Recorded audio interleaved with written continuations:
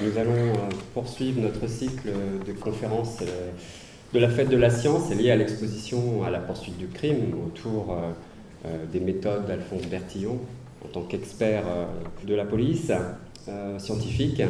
Et aujourd'hui, nous allons parler de la morgue et des morts avec un historien, Bruno Bertherat, qui est maître de conférences d'histoire contemporaine à l'Université d'Avignon. Bruno Bertherat avait fait sa thèse sur la morgue de Paris au XIXe siècle, donc jusqu'au tout début du XXe siècle, sur les origines de l'Institut médico-légal.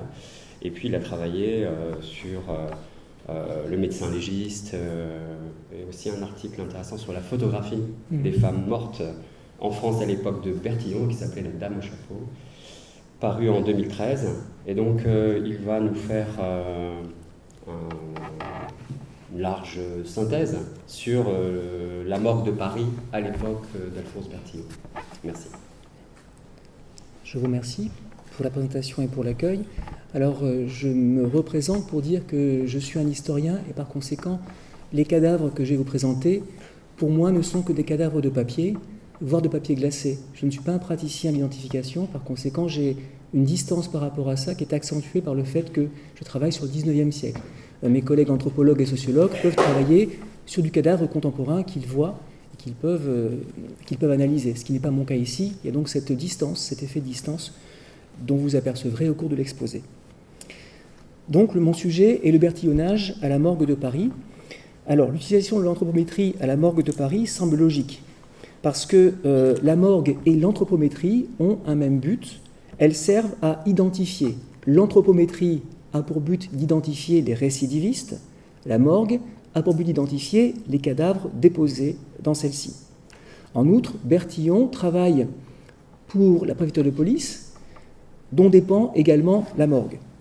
Et si l'existence de la morgue remonte à l'époque moderne, le XIXe siècle est caractérisé par sa modernisation. La morgue devient un établissement moderne qui est l'ancêtre de l'IML aujourd'hui.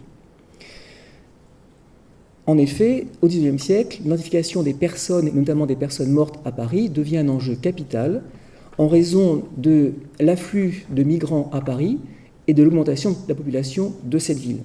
Par conséquent, l'anonymat est un problème, marginal peut-être, mais un problème au niveau urbain, à une époque où se développe l'état civil et où il est important de comptabiliser les entrées et les sorties, à savoir les naissances et les décès dans la société française. La morgue, de ce point de vue-là, joue un rôle important, et c'est pour cette raison qu'il y a une convergence presque naturelle, entre guillemets bien sûr, parce que le mot naturel en histoire ne veut rien dire, entre la morgue et les préoccupations de Bertillon. La rencontre entre Bertillon et la morgue est d'autant plus logique que, je vous l'ai dit, cette morgue-là va devenir un modèle pour l'Europe, parce que la morgue, elle va innover sur de nombreux aspects, dans le domaine de l'identification, mais également dans l'expertise médico-légale des cadavres.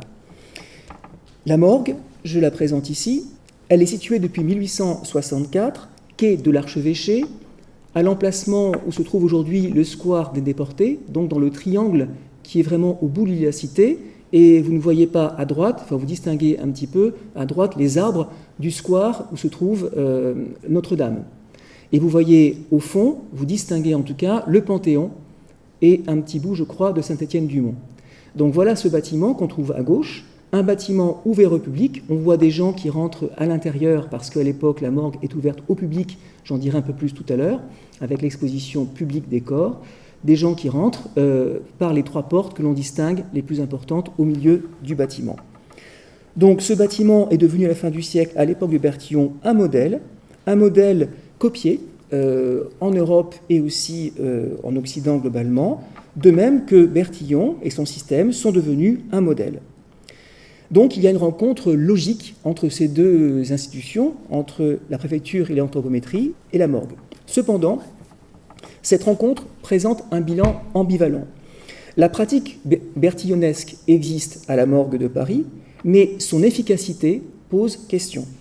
Et le but de mon exposé est de montrer comment s'est mis en place le bertillonnage à la morgue de Paris, dans un premier temps, avant de voir comment ce bertillonnage à la morgue de Paris présente des limites importantes qui ont été cachées par Bertillon lui-même.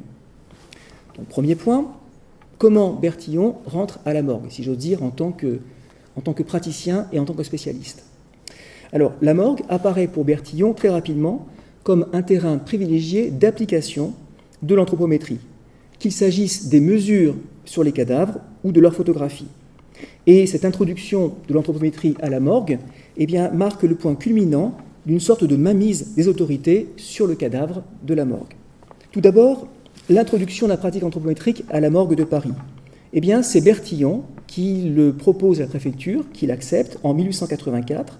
Il est autorisé à cette date à pratiquer sur les cadavres de la morgue ces techniques. La morgue apparaît pour Bertillon comme un autre lieu d'expérimentation, à l'instar des prisons, et Bertillon qui tente d'améliorer sa technique en l'utilisant avec les morts. Alors, comme vous le voyez sur le plan ici, la morgue, le triangle rouge à droite de la photographie, n'est guère éloigné de la préfecture de police, et surtout ici, l'endroit où se trouve l'identité judiciaire de Bertillon. Donc des lieux qui sont proches et qui facilitent les communications entre les deux institutions. Vous savez qu'en 1888, est créé un véritable service qui va à la fois, dirigé par Bertillon, qui va s'occuper à la fois d'anthropométrie et de la photographie, et qui va être installé dans le palais de justice, donc très proche de la morgue. Alors, cette manipulation des cadavres, pour Bertillon, est une évidence, mais elle pose des problèmes spécifiques par rapport aux délinquants vivants que Bertillon avait l'habitude de mesurer. On a ici d'abord des corps qui sont totalement inertes, qu'il faut manipuler, et ce sont aussi des corps qui parfois sont très abîmés et par conséquent, pour dire les choses clairement, qui sentent très mauvais et parfois qui ne sont pas tout à fait complets. Alors, il y a une innovation majeure à la morgue en 1882, c'est l'installation d'un frigorifique qui va congeler les corps. Alors, je me demande, parce que je n'ai pas de preuves à ce sujet, quand se faisaient les mesures, avant la congélation ou après. Il me semble qu'on devait la faire dès l'arrivée du corps à la morgue, ce qui pose ce problème au personnel de l'identification judiciaire qui vient à la morgue pour faire ces mesures. Justement, j'arrive, pour finir ce premier point, aux personnes qui prennent les mesures. En fait, il y a des agents de Bertillon, qui viennent de la préfecture et qui vont prendre les mesures du corps mort. Or, ces personnes n'ont pas de compétences particulières, ni même, je pense, d'appétence à travailler avec les cadavres. Donc je pense qu'une partie des manipulations du corps, le fait de porter un corps, de le poser sur une table qu'on verra tout à l'heure, cela appartient au personnel de la morgue qui, lui, sait manipuler un corps. Alors ça pose une deuxième question qui n'apparaît pas dans les sources, les rapports entre les agents de l'anthropométrie et les agents de la morgue. Parce que les agents de la morgue ont des compétences particulières pour identifier les corps. Ils ont une culture du corps, ça veut dire qu'ils savent parfois donner le statut social du corps qui est exposé et permettre son identification. Donc je peux supposer qu'il y a pu avoir des tensions entre ces deux types d'agents, des tensions liées à une compétence professionnelle, mais dont les sources ne parlent absolument pas. Donc l'influence de Bertillon touche les mensurations du corps, mais elle s'applique aussi à la photographie qui, on va le voir, existait déjà à la morgue quand il intervient.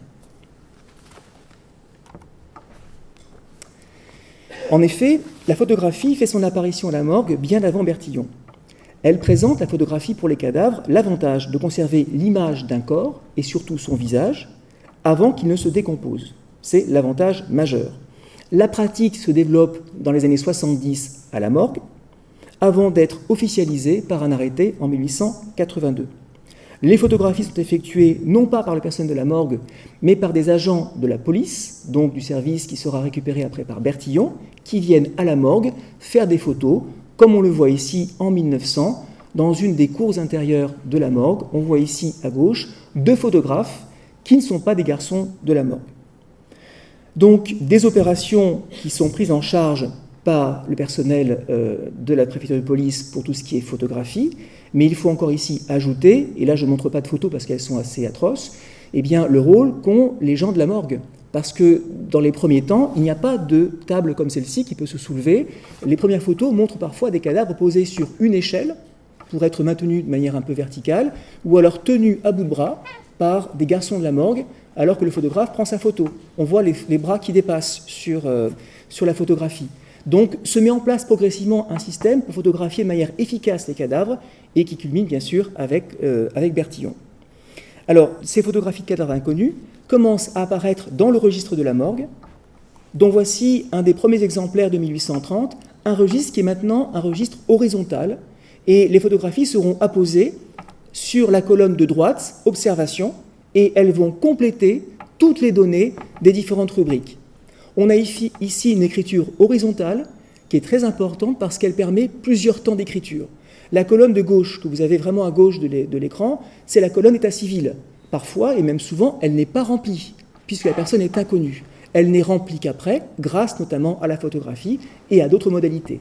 Donc un registre révolutionnaire par rapport à l'époque moderne qui permet plusieurs temps d'écriture. Il se remplit au fur et à mesure et la photographie complète le dispositif à partir des années 1880. À partir de 1880 exactement. Quelles sont ces photographies? Eh bien, en voilà une. Donc encore une dame au chapeau. J'en ai parlé dans un article dont tout à l'heure il a été question. Et on voit qu'on est avant Bertillon, et que déjà avant Bertillon, enfin Bertillon arrive en 84, mais la photographie de ce type existe depuis 81, on a une photographie qui est normalisée. Vous voyez un cadavre qui est allongé sur une table inclinée vers le public. C'est comme ça qu'elle sera exposée, on le verra dans quelques instants. Ce cadavre est rhabillé par ses vêtements, avec des vêtements qui sont posés sur elle, les vêtements qu'il portait à sa mort. Et ce gars, très important, il porte son chapeau, ce qui est fréquent chez les femmes.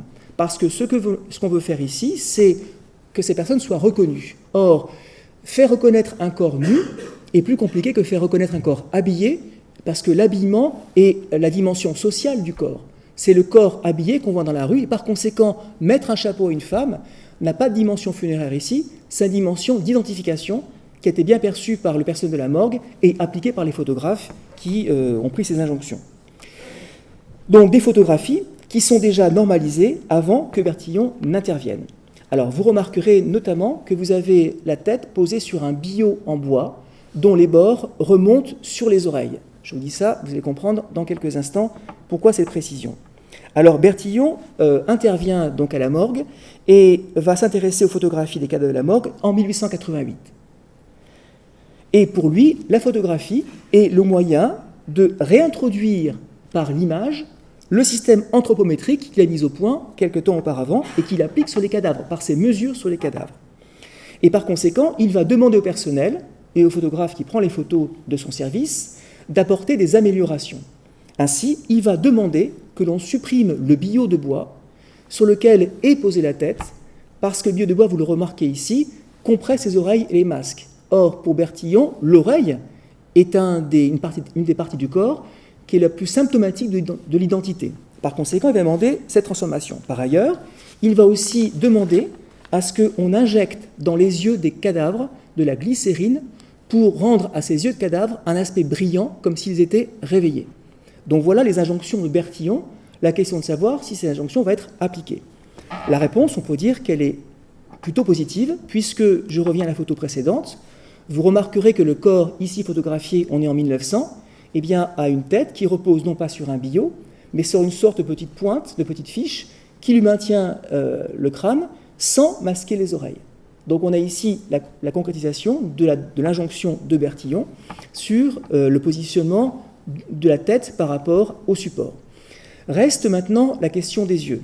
Alors je ne montrerai pas de photos, mais j'ai passé un certain temps, il y a quelques années, à compulser les registres d'après Bertillon, et effectivement, j'ai vu des cadavres avec des regards d'hallucinés, avec des yeux vraiment très très clairs, et manifestement, Bertillon avait été obéi. Il n'empêche que, avec ces photos cadavres avec des yeux d'hallucinés, donc qui paraissent presque vivants, on a aussi des cadavres très abîmés, et dont les yeux sont à demi clos, et dont les yeux sont aussi vitreux.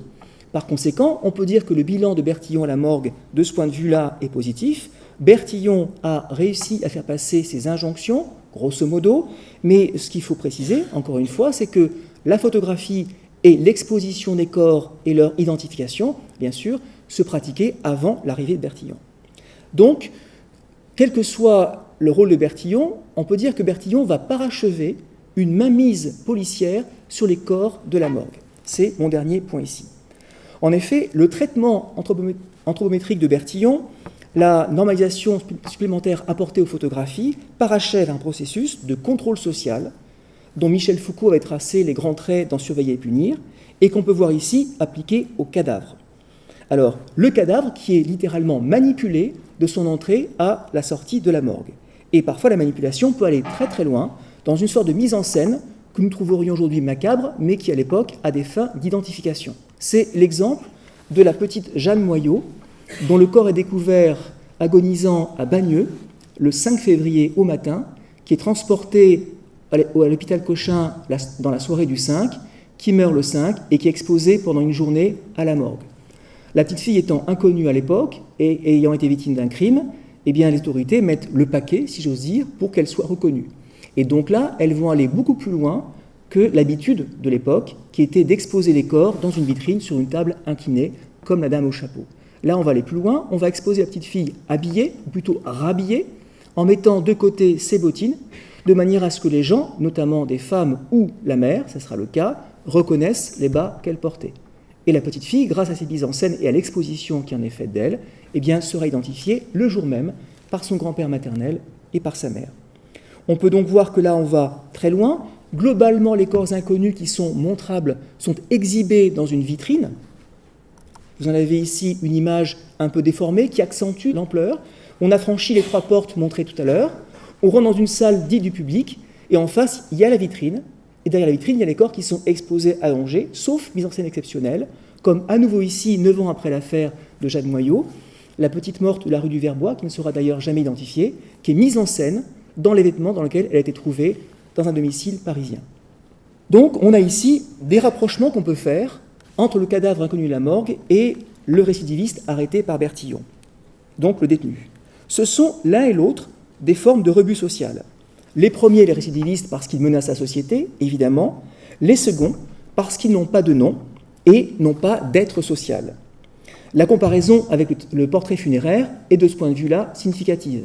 Si je reviens à la photographie de la dame au chapeau, que vous avez ici, vous n'avez pas une photographie funéraire. Parce qu'à l'époque, la photographie funéraire est fréquente dans les classes bourgeoises. Vous avez un décorum, des fleurs, le lit du mort, etc. Là, vous n'avez pas de décorum, vous avez un fond et un cadrage sur le visage. Le but unique ici est de faire reconnaître un corps par les moyens photographiques.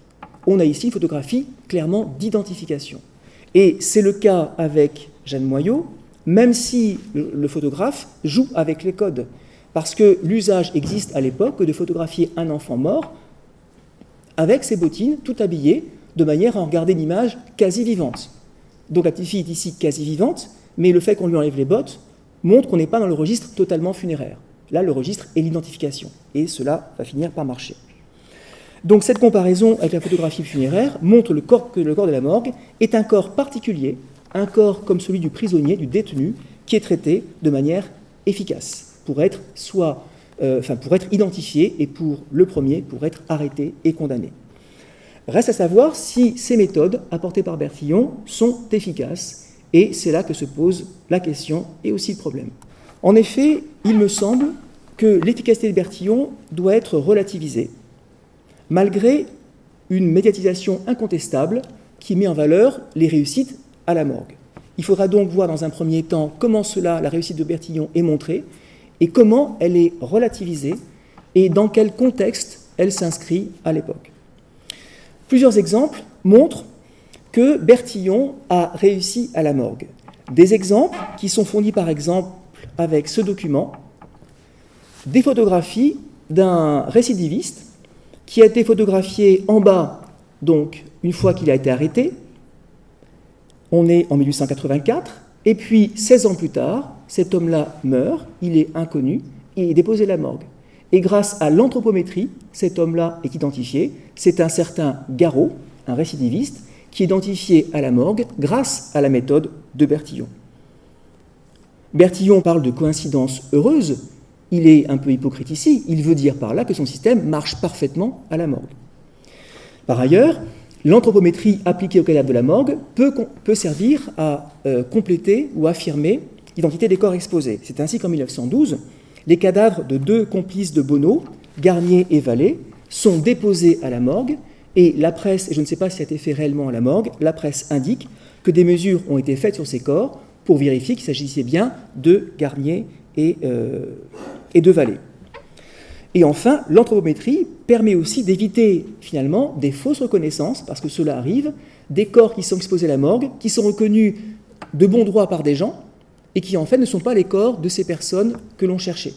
Et par conséquent, l'anthropométrie permet seule, d'après Bertillon, d'éviter l'erreur sur des sosies. Par conséquent, un système qui apparaît comme un système moderne qui met un peu de clarté dans un monde bouleversé bien par les migrations, par la criminalité, que la presse juge très importante. Donc, tous ces exemples que j'ai évoqués montrent le succès de la méthode Bertillon à la morgue. Par conséquent, sa méthode apparaît comme un complément indispensable qui fonctionne d'ailleurs parfaitement en dehors de la morgue. Je prends quelques exemples qui sont connus. 1892, identification de l'anarchiste Ravachol grâce à l'anthropométrie. Donc il y a des phénomènes d'écho entre la morgue et les récidivistes.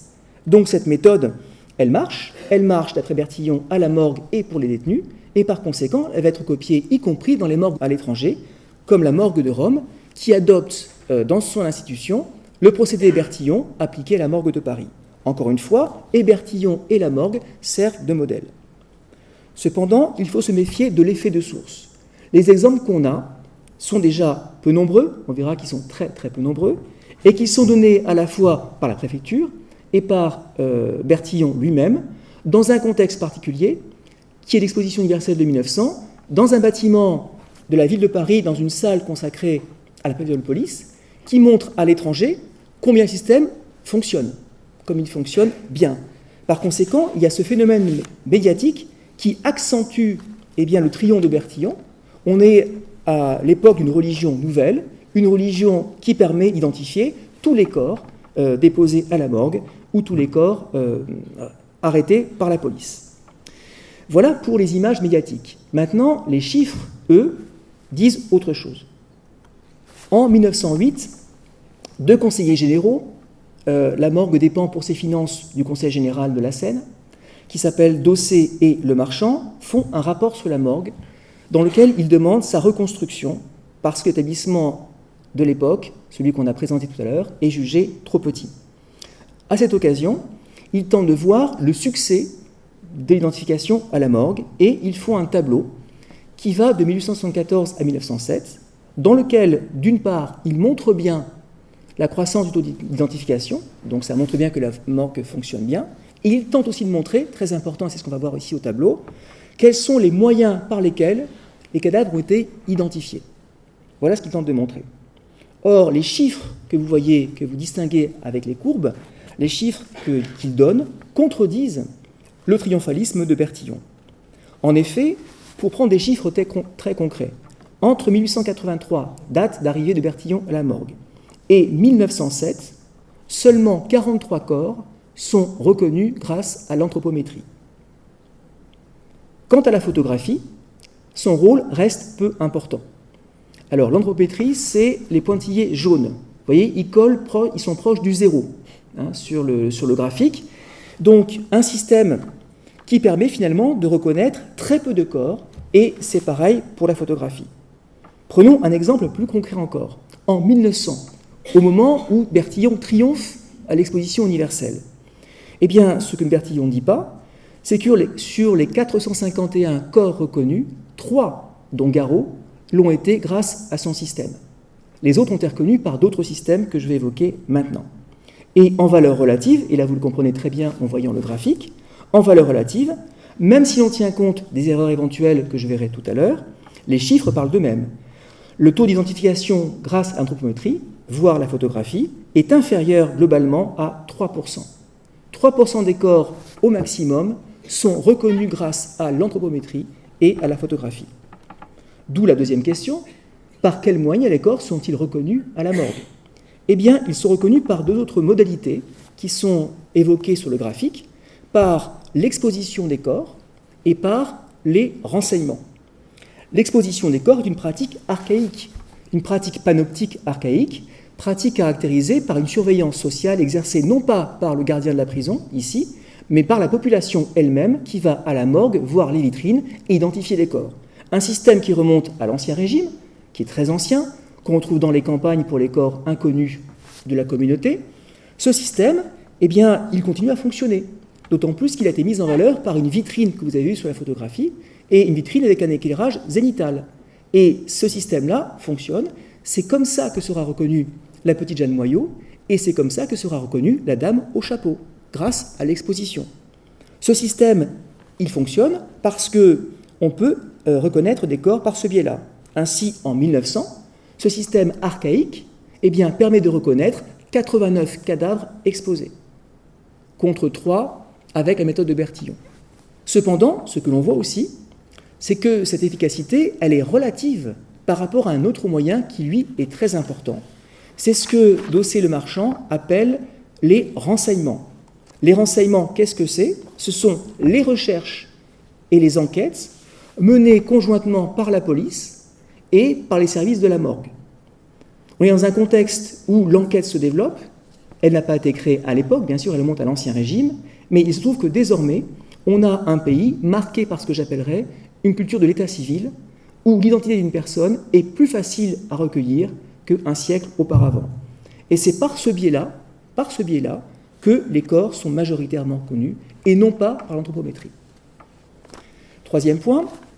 Dernier point plutôt, qu'est-ce que cela révèle ? Ce que j'ai appelé le fantasme identificatoire.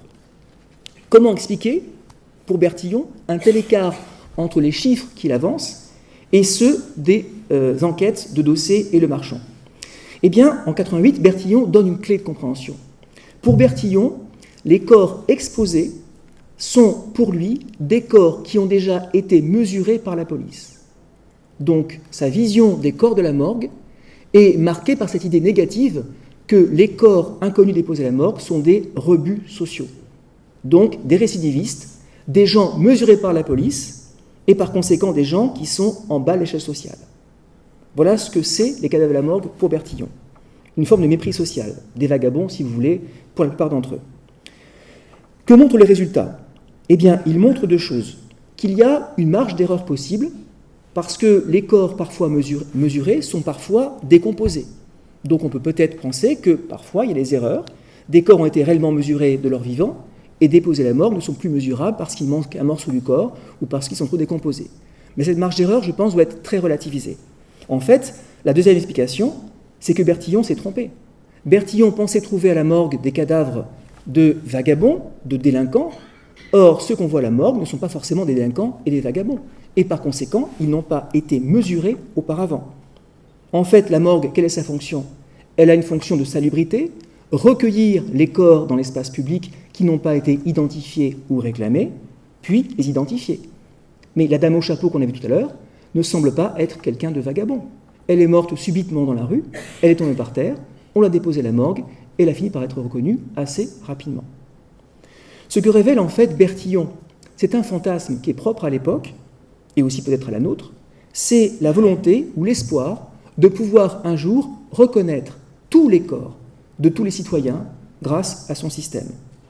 Et cette idée est formulée dès 1883 par un journal, La Ville de Paris, qui regrette que le bertillonnage ne s'applique seulement qu'au corps de la morgue et aux récidivistes. La Ville de Paris propose, quant à elle, que les mensurations soient faites sur tous les hommes français à la fin de leur service militaire. Donc la démonstration de ce journal, qui rejoint un peu ce que pense Bertillon au fond, c'est qu'il y a cette idée qu'on pourra un jour mettre au point un moyen d'identification mécanique et infaillible qui sera adapté à tous les Français et de rendre par conséquent l'identification absolument certaine pour tous et pas seulement pour les classes marginales que sont les morts, les récidivistes et peu après les nomades. Et les chiffres que l'on voit sont la preuve de l'écart entre le fantasme et la réalité. En conclusion, je pourrais dire deux choses. Il y a bien eu un moment Bertillon à la morgue.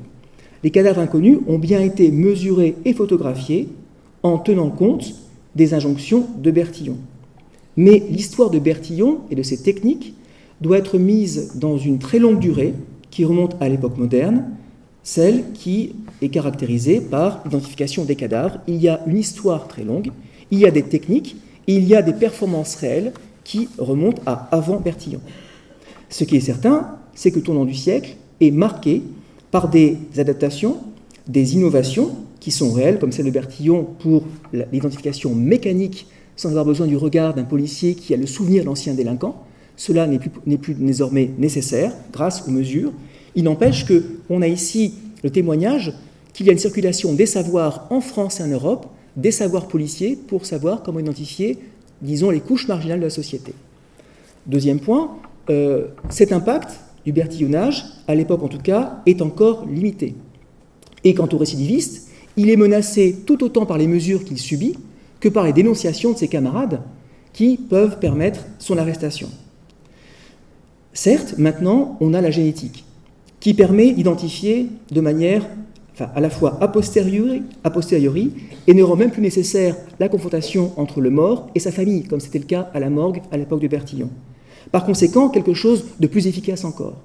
Néanmoins, il y a toujours en arrière-plan un fantasme, le fantasme d'un fichage généralisé de la population, ce qui permettrait l'identification de tous au prix de la liberté de chacun. Je vous remercie.